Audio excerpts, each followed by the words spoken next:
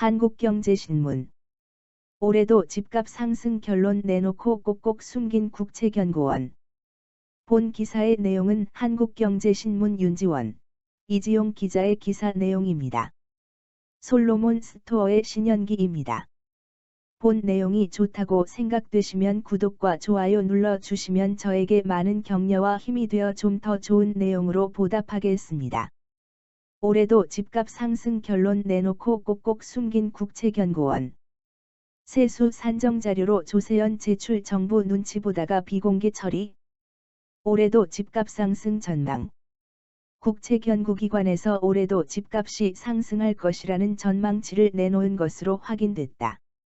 상당수 민간기관이나 민간 전문가들은 작년에 이어 올해도 집값과 전셋값이 오를 것으로 예상했다. 그러나 국채연구기관에서 실제 시뮬레이션을 돌린 결과 유사 예측값을 얻고도 쉬쉬하면서 공개하지 않은 것이다. 12일 정부에 따르면 최근 국토교통부 산하국토연구원은 자체 시뮬레이션을 토대로 올 한 해 집값 상승분을 예측해 2021년도 세수를 추계하는 한국조세재정연구원에 참고자료로 제출했다. 매매 가격뿐 아니라 물량 부족에 따른 전셋값 상승세도 계속될 것으로 분석됐다.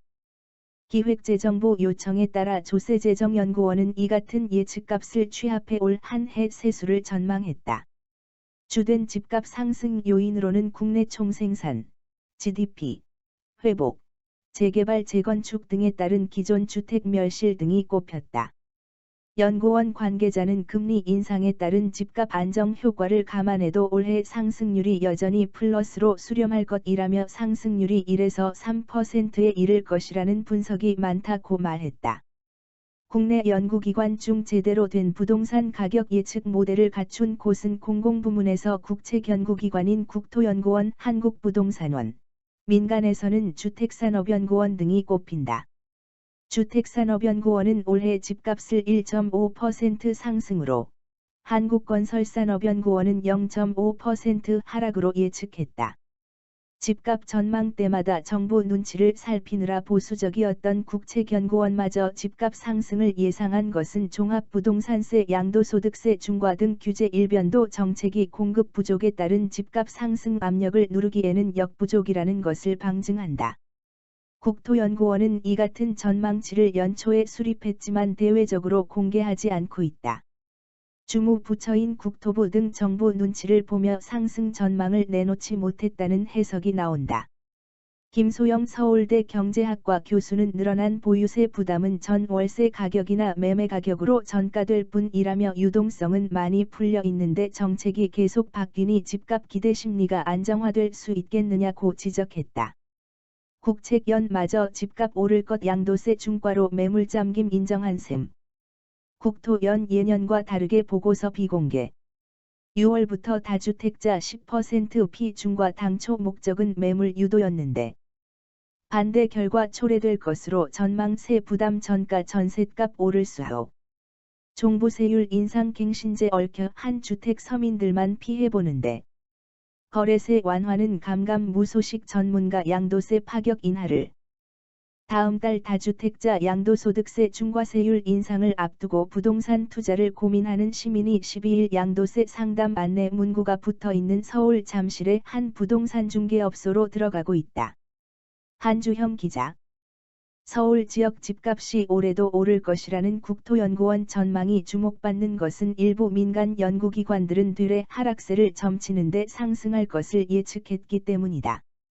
통상 민간 연구기관들은 부동산 경기를 정부보다 훨씬 긍정적으로 평가하고 정부 산하 기관들은 주택 소비 심리를 자극할 것을 우려해 보수적으로 예측한다. 작년 12월 한국건설산업연구원이 예측한 올해 주택 매매 가격은 0.5% 하락이었다.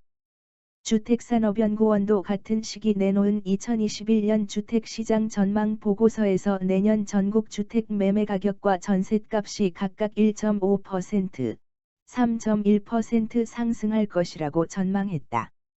건설산업연구원 관계자는 정부의 강한 규제 탓에 집값은 내려가지만 임대차 3법 영향으로 전셋값은 오를 것이라는 예측이 반영됐다고 말했다.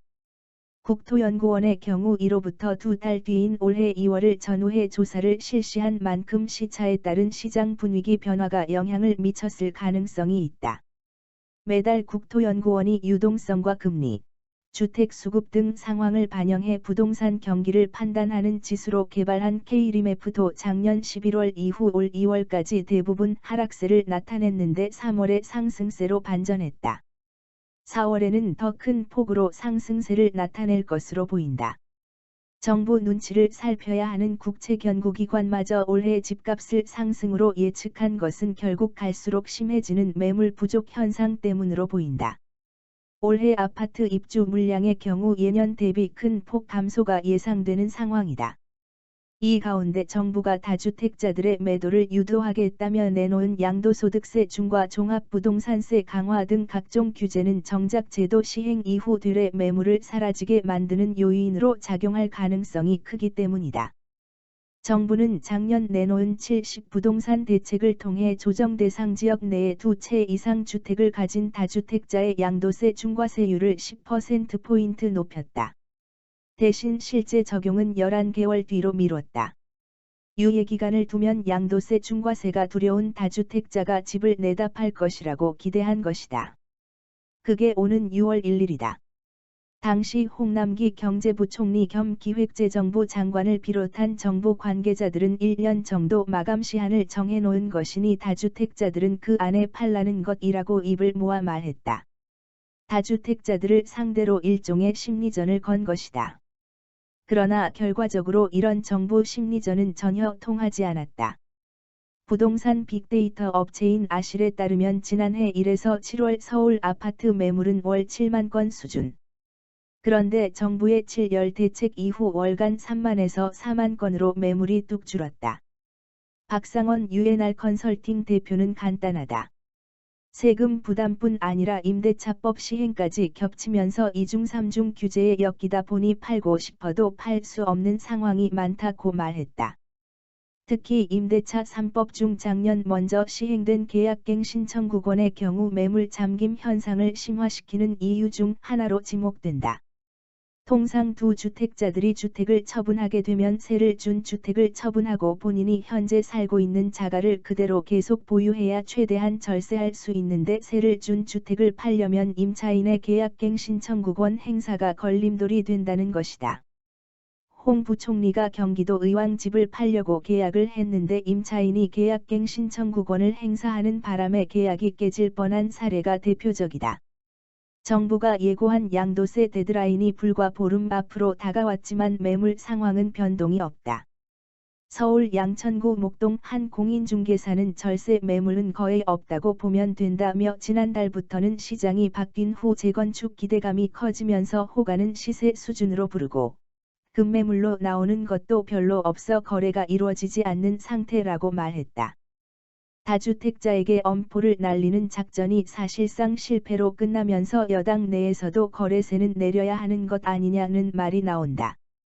송영길 더불어민주당 대표는 12일 부동산 특별위원회 모두 발언에서 세금 문제를 긴밀하게 토의할 것인데 재산세, 양도세 문제가 시급하다고 보고 있다고 했다. 심교원 건국대 부동산학과 교수는 늦게라도 방향을 수정하려는 것은 바람직하지만 시장에 매물이 대거 나올 수 있도록 하려면 결국 다주택자에게도 파격적 혜택을 줘야 한다며 집토끼 표심에 따라 흔들리는 정치 여건상 시장에 영향을 줄 정도의 양도세 완화 조치가 가능할지 지켜봐야 할 것이라고 말했다. 본 내용이 좋다고 생각되시면 구독과 좋아요 눌러주시면 저에게 많은 격려와 힘이 되어 좀 더 좋은 내용으로 보답하겠습니다. 솔로몬 스토어의 신현기입니다.